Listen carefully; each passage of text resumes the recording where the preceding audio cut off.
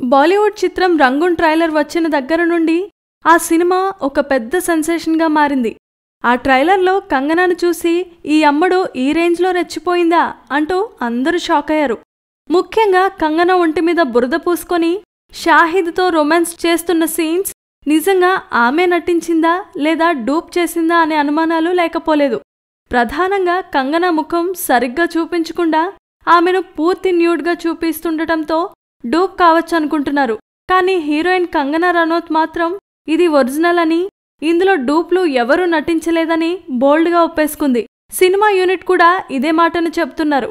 Kangana shooting సమయంలో టాప్లెస్గానే నటించిందట. నగ్న సన్నివేశాల కోసం ఎలాంటి ట్రిక్లు ఉపయోగించలేదు. ఆ సన్నివేశాల్లో నటించింది నేనే, అది కూడా నటనలో ఒక భాగమేనని కంగన రీసెంట్గా ఒక ఇంటర్వ్యూలో చెప్పింది. హృతిక్ రోషన్తో గొడవ జరిగిన దగ్గర నుండి కంగన తన మనసులోని మాటలు నిర్మోహమాటంగా చెబుతోంది. ముఖ్యంగా తన పర్సనల్ విషయాలు మరియు సెక్స్కు సంబంధించినవి చాలా ఓపెన్గానే మాట్లాడేస్తోంది. బాలీవుడ్లో హీరోలు నిర్మాతలకు పడక సుఖం ఇస్తేనే మంచి ఛాన్స్లు వస్తాయని గతంలో ఆమెనే చెప్పింది. తాజాగా న్యూడ్ సీన్లో నిర్మోహమాటంగా నటించేసి అది నేనేనంటూ ఓపెన్గా ప్రకటించి సెన్సేషన్ను క్రియేట్ చేసింది.